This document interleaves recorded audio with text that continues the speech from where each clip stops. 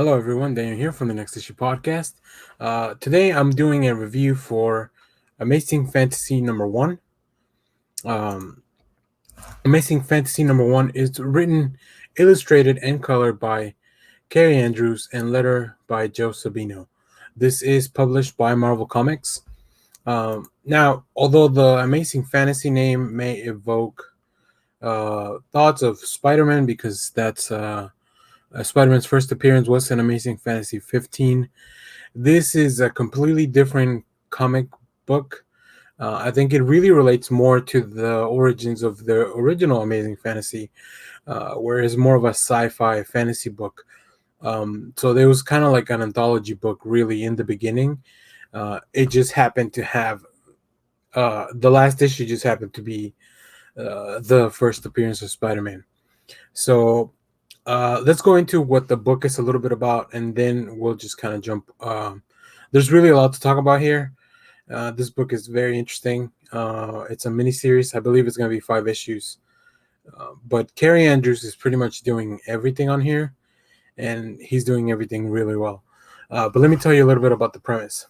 So this chapter, Arrival, takes place on a mysterious island. We're pulled right out of a fantasy world. There are 3 Marvel heroes that we'll see at different points that are drawn into the island from different times of the Marvel timeline. And then they are brought to this island for a specific purpose that we don't know what it is yet. So let's go into the each character that's brought in, and I'll talk a little bit about the art because I think Kaare Andrews is doing something really interesting, whereas each character has a different feel. So first here we see this is where Captain America comes from. It's a World War II uh, ship, and this is all right before he ends up going to the island. I really love the throwback feel. Even this soldier with the little beady eyes, like, it really reminds me of an old school Captain America comic, something like that. Dude kind of looks like Tintin a little bit. Uh, but yeah, I think this is great.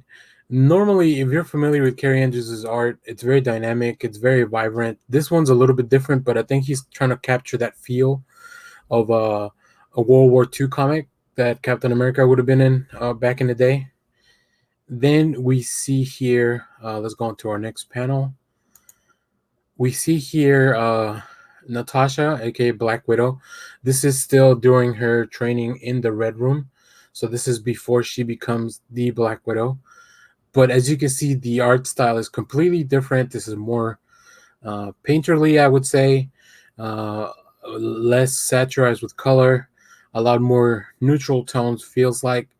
Um, but this is all done by the same artist. Normally on a book like this, to get this type of effect, you would need several artists, but and maybe not, but the fact that Kaare Andrews is doing all this, it's just really amazing. No pun intended. Then let's check out the last um, panel before we jump onto the island to recruit our third hero. So here we have Spider-Man being chased by the Green Goblin. Once again, this looks just pulled out of a Spider-Man comic, maybe from the 60s, 70s. Look at those bright colors, the bright buildings in the background, the witty dialogue, like the webbing. Um, yeah, so it's all very cool. I think Kaare Andrews is very talented, and the work that they've had in the past with Iron Fist and stuff like that leads me to think that there's going to be a little bit more fighting involved. There's a lot of really cool character designs here. Um, but if this wasn't enough, if we didn't have enough with 3 different art styles, the island that our characters end up on has its own complete feel, like completely different on its own. Here we see Captain Rogers kind of arriving at the island, and as you can see, this is more of a barbarian kind of look, and he'll just his clothes will become more and more like a barbarian, like a fantasy novel Conan type of person. So I really appreciate the feel and the look of all this. Like I mentioned, there's a lot of really cool creatures that you get to see on this island. A lot of different things. Here's my last panel that I'll show. uh, Captain Rogers runs into these two people, plus they're trying to escape from a horde back there. And we had encountered this lion hawk thing, griffin. I don't know what to call it really, but this mythical creature. It's which is kind of very similar to what we see in the cover. So yeah, so this is kind of what like I said, this all looks like right out of a fantasy book, which is the perfect feel for what I think the author's trying to give us. So overall, this has just kind of set up the story. The story was very quickly going through all these paces of let's get these heroes here, let's get the story going, let's build a little bit of this world. So that was a very effective use of a number one issue, and as well as these art style changes. Like, it's so impressive. Like, this is once again one of the few things you can only really do in comic books. It's kind of like when they introduce animation or that rotoscoping to a movie. Like, but even then they're limited, right? This art style changes can be so subtle, or they can be very different. And I think the fact that one person, Kaare Andrews, is doing all this stuff, it's it's amazing. I'm very excited to see where the story goes. I'll definitely keep reading this. I recommend you pick this up if you haven't yet. It's just a really, really cool book. So yeah, that's gonna be it. This gets 2 thumbs up. So yeah, let me know if you picked this up. If you ever seen an Amazing Fantasy 15 in person, let me know in the comments.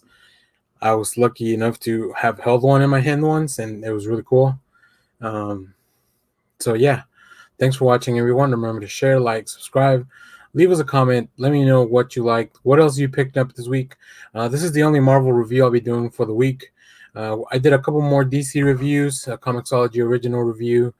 I have not picked out another indie book yet, so we'll see. Stay tuned for the channel. Hit that subscribe button if you haven't yet for more reviews, pretty much on a weekly basis. Make sure to hit the bell so you know when we go live.